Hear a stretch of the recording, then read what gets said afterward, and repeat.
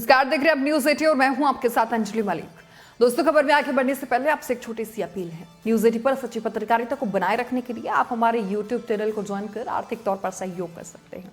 यकीन मानिए, आपका एक छोटा सा सहयोग हमारे लिए हिम्मत बढ़ाने का काम करेगा। बहरहाल हम नजर डाल लेते हैं देश प्रदेश की सियासत से जुड़े हॉट टॉपिक पर। उत्तर प्रदेश की राजनीति में एक नाम जो अभी फिलहाल हर किसी की जबान पर है, जिसकी चर्चा हर जगह सुनाई दे रही है, जिसके आने वाले कदम का हर कोई इंतजार कर रहा है। जी हाँ, हम बात कर रहे हैं वेस्ट यूपी में दबदबा रखने वाले आरएलडी मुखिया जयंत चौधरी की। आरएलडी प्रमुख जयंत चौधरी भले ही अखिलेश यादव से नाता तोड़कर बीजेपी में जाने से इनकार करते हो, लेकिन हर दिन उनकी गतिविधियों को लेकर नई नई जो कयास है वो उनको जन्म मिल जाता है। हाल ही में उनके खिचड़ी, पुलाव, बिरयानी, खीर वाले ट्वीट ने फिर से चर्चाओं को हवा दे दी है।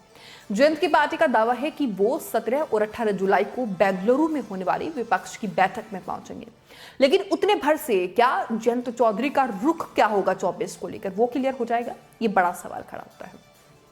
दरअसल उत्तर प्रदेश में आरएलडी और समाजवादी पार्टी के बीच गठबंधन है जो फिलहाल मजबूती से है, लेकिन 2024 के लोकसभा चुनाव लड़ने पर अभी भी सस्पेंस बना हुआ है। पार्टियों के स्टैंड क्या होंगे वो 17 और 18 तारीख को क्लियर हो जाएगा, लेकिन फिलहाल आरएलडी ने यूपी की 12 लोकसभा सीटों पर चुनाव लड़ने की रणनीति जो है वो बना ली है, जिसके लिए तैयारी भी शुरू कर दी गई है रालोद की तरफ से। सवाल है कि क्या आरएलडी चीफ जयंत चौधरी के मन की जो मुराद है वो पूरी हो जाएगी? गौरतलब है कि पश्चिम यूपी की सियासत जयंत चौधरी के इर्द गिर्द सिमटी हुई है। जी हाँ, और जाट समुदाय के वोटों के साथ दलित और मुसलमानों को भी अपने साथ जोड़कर मजबूत गठजोड़ बनाने की कवायद में जयंत चौधरी जुटे हुए हैं। इसी कड़ी में आरएलडी जो है वो पश्चिमी यूपी की 12 लोकसभा सीटों पर चुनाव लड़ने के लिए चिन्हित की गई, जिसमें से कयास लगाई जा रही है कि जयंत चौधरी जो है वो बागपत, कैराना, मथुरा, मुजफ्फरनगर, बिजनौर, नगीना, अलीगढ़, बुलंदशहर, अमरोहा, हाथरस, फतेहपुर सीकरी और मेरठ इन सीटों पर दावा ठोक सकते हैं। अब आरएलडी के राष्ट्रीय सचिव कुलदीप उज्ज्वल ने मीडिया से बातचीत की है। उसमें उन्होंने कहा है कि 12 संसदीय सीटों पर तैयारी कर रहे हैं और जिसके लिए पूरे दमखम के साथ पार्टी जो है वो जमीनी स्तर पर आबाद चुकी है।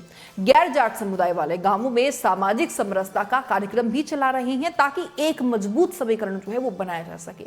पश्चिम यूपी पे 1500 गाँव में अभियान चलाया जा रहा है, जहां पार्टी के नेता जो हैं और कार्यकर्ता अलग अलग समुदाय के साथ बातचीत कर रहे हैं ताकि 2024 में मजबूती के साथ जो है वो उतर सके।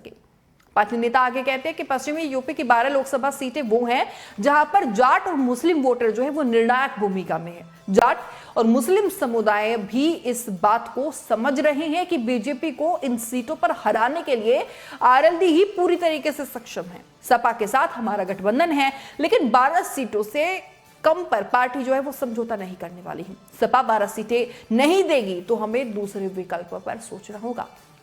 अब सूत्रों की माने तो आरएलडी भले ही 12 लोकसभा सीटों पर जो है वो उनकी डिमांड कर रही हो, लेकिन अखिलेश यादव 5 से ज्यादा सीटें देने के मूड में जयंत चौधरी को नहीं दिखाई दे रही हैं। 2019 में आरएलडी को 3 सीटें समाजवादी पार्टी, बसपा और गठबंधन में मिली थी, जिनमें से बागपत, मथुरा और मुजफ्फरनगर सीट शामिल थी। आरएलडी इन 3 सीटों में से एक भी सीट को नहीं जीत पाई थी, जबकि मथुरा, बागपत में जयंत चौधरी और मुजफ्फरनगर में चौधरी अजीत सिंह जो है वो चुनाव लड़े थे। इसके बाद भी पार्टी का खाता नहीं खुला था। हालांकि अगर बात करें पश्चिमी यूपी की सियासत अब बदल चुकी है और जयंत चौधरी की राजनीतिक ताकत बढ़ी हुई है। इसी के चलते बीजेपी भी जयंत चौधरी को साथ लाना चाहती है, एडी चोटी का जोर लगा रही है, जिसके संकेत 2022 के चुनाव में भी केंद्रीय गृह मंत्री अमित शाह ने दे दिए थे। पश्चिम यूपी में जयंत चौधरी ये बात जानते हैं कि उनके बिना विपक्ष जो है वो बीजेपी से मुकाबला नहीं कर सकता है, इसीलिए उन्होंने अपनी सीटों की डिमांड अब बढ़ा दी है।